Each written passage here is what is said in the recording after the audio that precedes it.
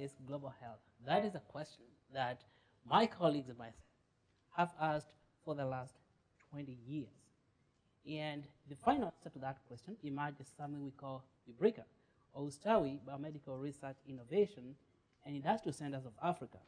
Why is global health so important? It's important to you because Uncle Sam, for the last 10 years, has spent $1 trillion on global health. And even as Uncle Sam is spending so much money, women continue to die, particularly in Africa, just because they become pregnant.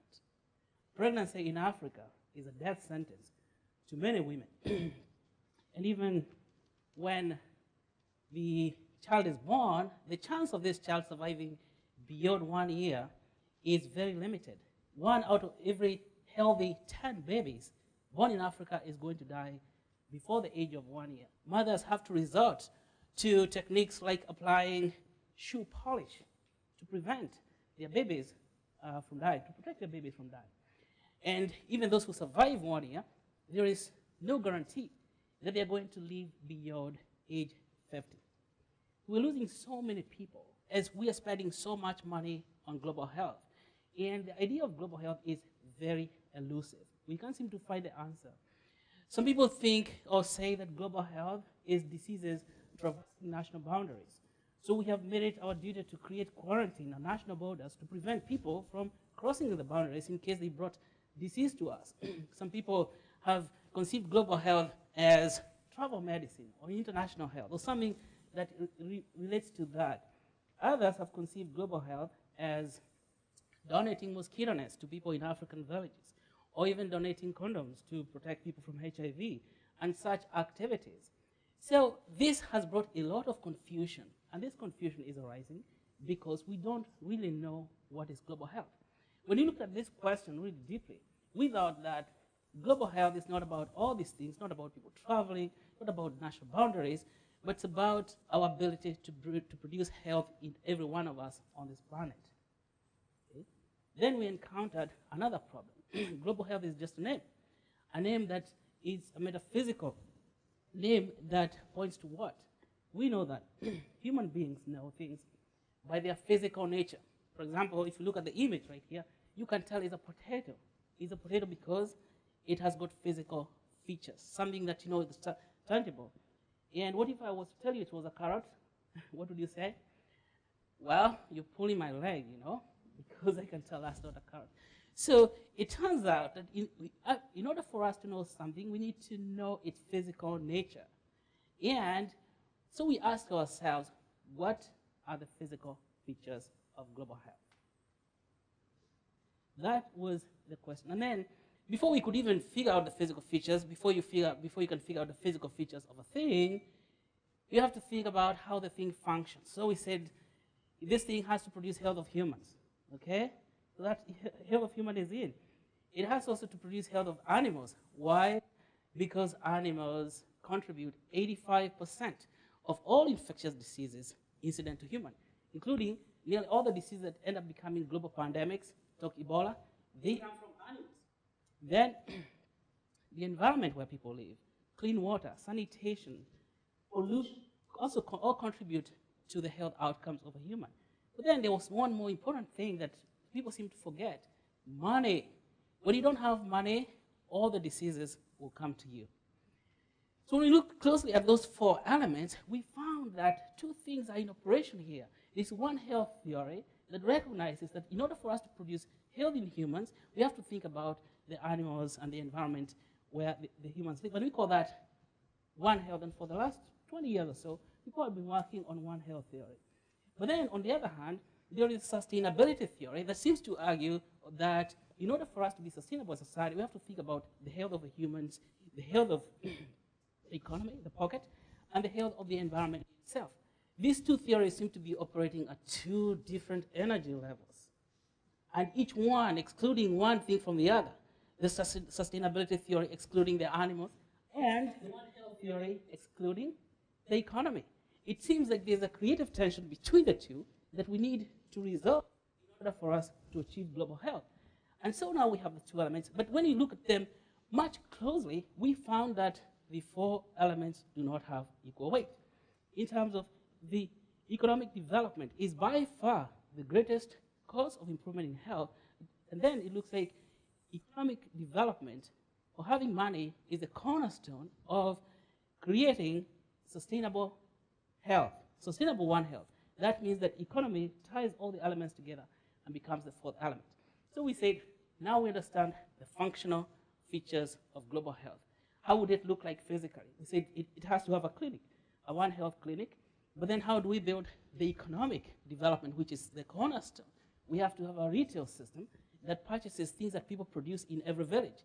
But purchasing what? Things have to be improved in quality. Things like eggs. People in a village produce potatoes. They have goats that like it to produce milk, like it to produce skin, like it to produce things. But you cannot just sell the skin of a goat, you need to improve it. So we build workshops in that retail system that can help to improve the quality of those things. And so we have an economic driver that is driving the One Health, and together, managed by a cooperative society of members who belong to that village, and we call that the operational unit of global health. So now we have a body of global health. So we took this opportunity to work with our colleagues at the College of Architecture at Texas A&M and asked them, could you design for us the body of global health? And this is the model that came out. You can see on one side on this image, to your right side is the clinic right there. And then it has a retail store in the middle surrounded by workshop. You can have a food cooperative workshop. You have leather cooperative workshop.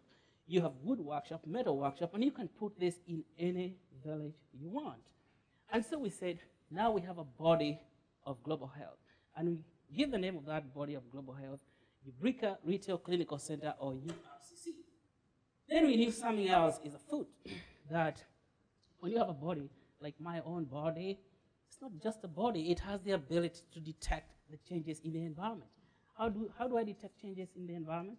Because I extend myself to the environment in which I live. Now, in order for us to build the extension of this, we employ 4 kinds of community workers. Community health worker, a community economic development worker, a community social worker, and another community worker just to manage the whole process.